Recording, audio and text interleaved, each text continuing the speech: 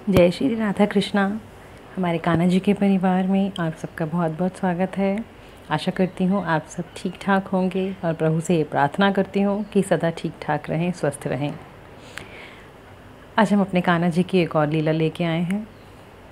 कैसे कैसे वो हमारे मन के भाव पढ़ लेते हैं, कैसे हम पे कृपा करते हैं। ये कथा है एक दीदी की जो हरियाणा की किसी जगह पे रहती हैं। तो बहुत बड़ा जगह नहीं है, छोटा सा गांव टाइप है मतलब।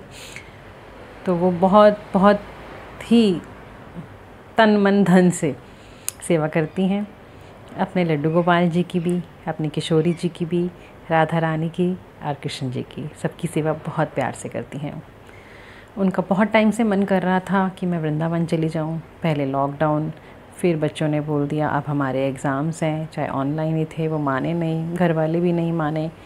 लेकिन उनको एक तड़प उठ रही थी कि बस मैंने जाना है, लेकिन किसी भी तरह से हो नहीं पाया। फिर उन्होंने सोचा कि ठीक है, कल मैं मम्मी के घर ही चली जाती हूँ। तो उन्होंने सोचा कि मैंने मम्मी के घर जाना है, अभी पैकिंग करती हूँ। इतने में ही उनके साथ वाले घर से कोई नेबर आई। तो उन्होंने बोला दीदी आपका फूल वाला फूल देके चला गया। तो उन्होंने बोला हाँ, वो रोज़ एक्चुअली फूल माला लेते हैं अपने मंदिर के लिए। तो उन्होंने बोला हाँ चला गया, बोलो क्या करना है। तो उसने बोला मेरे माधव का, जो उनके कान्हा जी हैं उनका नाम माधव है, लड्डू गोपाल का। उन्होंने बोला आज मेरे माधव का बर्थडे है, तो मुझे एक फूल माला चाहिए थी। तो इधर इन दीदी ने बोला कि कोई बात नहीं, मैंने अभी वो फूल माला यूज़ नहीं करी है, मैं आपके माधव के लिए दे देती हूँ, मैं अभी देती हूँ। वो चले गए। तो उन्होंने बोला मैं दे जाती हूँ।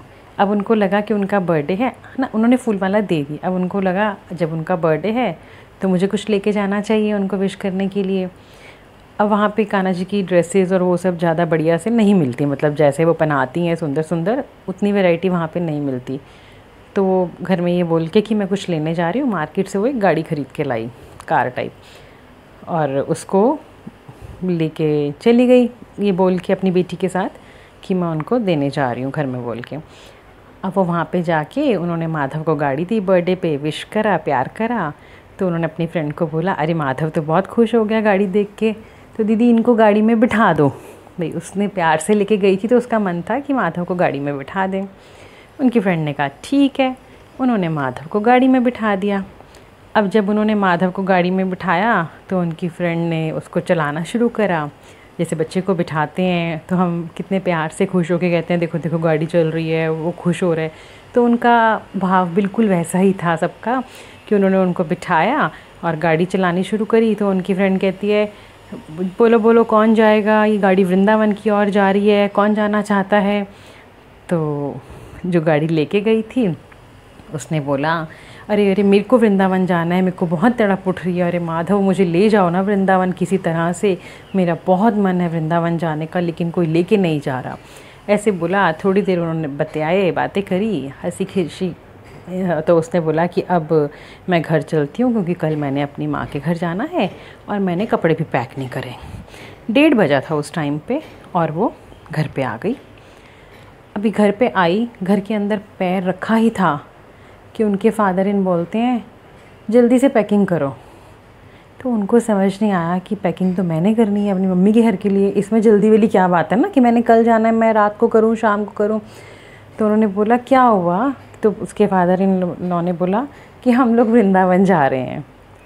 वो बहुत हैरान हुई और वो इतनी खुश हो गई कि अरे मैं तो अभी भी गिफ्ट दे के आई हूँ, मुझे साथ के साथ ही ये तो रिटर्न गिफ्ट बड़ा सरप्राइज़ वाला मिल गया, बड़ा सरप्राइजिंग था ये तो। मतलब वो हैरान हो गई कि ये क्या हो गया, मैं तो अभी बोल के आई हूँ कि मुझे वृंदावन जाना है। और जो घर में कोई मान ही नहीं रहा था, अब सब कैसे राज़ी हो गए वृंदावन के लिए। आप मानो 1:30 बजे वो घर में आई, फटाफट पैकिंग करी और 4 बजे वो लोग घर से निकल भी पड़े वृंदावन जाने के लिए। रात को वो गोवर्धन जी पहुँचे, वहाँ उन्होंने परिक्रमा करी, सुबह बिहारी जी के दर्शन करे, राधा वल्लभ जी के दर्शन करे और उसके बाद निकल पड़े बरसाना की ओर। अब हमारी बहन जी का मूड होता है जब वो बरसाना जाती हैं तो अंदर से एक रौब आ जाता है उनके अंदर कि मैं तो अपनी राधा रानी की सास हूँ और राधा रानी भी हर बार उनके ऊपर कोई ना कोई कृपा करती ही हैं। हर बार उनको एक अलग सा एहसास, अलग सा अनुभव, अलग सा भाव आता ही आता है।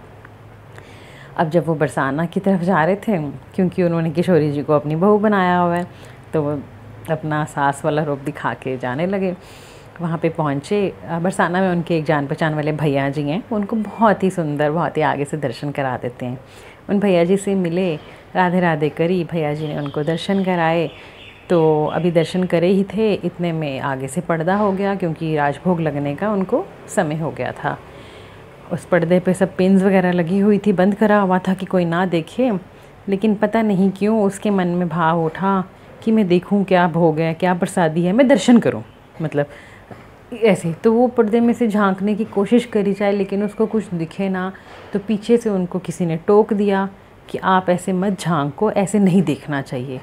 उसको बहुत बुरा लगा, लेकिन वो कुछ नहीं बोली और पीछे हो गई।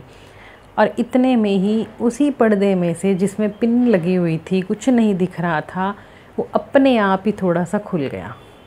मतलब पिन्स लगी हुई हैं, पहले नहीं दिख रहा, लेकिन जब उनके मन में था और किसी ने टोक दिया, वो उदास होकर पीछे हो गई, तो वो अपने आप थोड़ा सा पर्दा खुल गया और उनको अंदर दर्शन होने लग गए। वो कुछ नहीं बोली, वो तो राधा रानी की कृपा समझ के मस्त हो गई।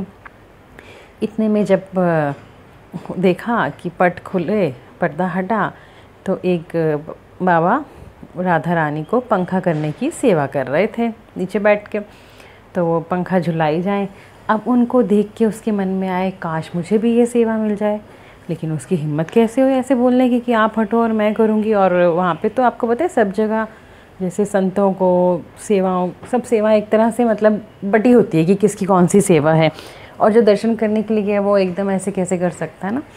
वो सोची जाए, काश मैं ऐसी सेवा करती, राधा रानी कोई कृपा करो ना कि मैं आपको पंखा झल सकूं, मैं आपकी ये सेवा कर सकूं। अभी उसके मन में भाव उठा ही था, तो उसके भैया आके बोले, अरे बाबा ज़रा थोड़ी देर मेरी बहन को तो सेवा करने दो, ये पंखा झले राधा रानी को। ओहो, आप सोचो सोचो, जिसके साथ ये सब होता चला आ रहा है, अभी वो मन में सोच रही है कि मुझे पंखा करना है, और इतने में उन्होंने कह दिया कि जैसे बस राधा रानी ने उसके दिमाग में घंटी बजाई और उसने उन बाबा को बोला मेरी बहन को सेवा करने दो, और उसने पंखा झला। पंखा क्या झलना था, साथ में उसके आँखों के आंसू टप टप टप टप टपकने लगे भाव के बीच में, और वो राधा रानी की सेवा करने लगी। तो ऐसी हमारी राधा रानी बिन बोले हमारे मन के भाव को पढ़ लेती हैं। बस बार बार यही कहती हूँ कि सिर्फ़ और सिर्फ हमारा भाव होना चाहिए। तो उसके भाव को देखते हुए उसको दर्शन भी कराए, भोग के दर्शन, प्रसादी के दर्शन करवाए। पंखा झलने का मन करा, पंखा भी जलाया। वृंदावन जाने का मन करा, वृंदावन भी पहुंच गई।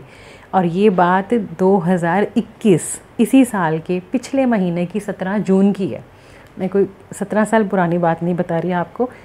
आज 17 जुलाई है और ये 17 जून की बात है। सोचो, एक महीना पुरानी बात है ये पिछले महीने की। मतलब आज हम सबको पता है कि हमारे कान्हा जी, हमारी राधा रानी दिन प्रतिदिन कितने ही लीलाएं, कितने ही चमत्कार, कितनी ही कृपा रोज़ ही कितने भक्तों पे करती हैं, कितने भक्तों पे करते हैं। बस उनकी कृपा को पाने के लिए सिर्फ हमारे मन का भाव सच्चा और सरल होना चाहिए। क्योंकि कहते हैं ना, सरल लोगों को भाव, जिनका भाव सरल होता है, सच्चा होता है, उनको भगवान बहुत जल्दी मिल जाते हैं। तो बस भगवान के लिए सच्चा भाव रखेंगे तो हमें भी भगवान ज़रूर प्राप्त हो जाएंगे। जैसी कृपा भगवान हमारे इन भक्तों पे करते हैं, मैं आशा करती हूँ, मैं प्रार्थना करती हूँ कि हम सब पर भी वैसी ही कृपा करें। बोलो जय श्री राधे कृष्णा। अगर आपको ये कथा अच्छी लगी हो तो प्लीज़ आप इसको लाइक ज़रूर करें, और जिसने हमारा चैनल अभी तक सब्सक्राइब नहीं करा वो इसको सब्सक्राइब करें, ताकि नेक्स्ट वीडियो जब भी अपलोड करेंगे आपको नोटिफिकेशन आ जाएगा। और बेल को दबाना ना भूलें। मिलते हैं फिर अगली कथा के साथ अगली वीडियो में। जय श्री राधे कृष्णा।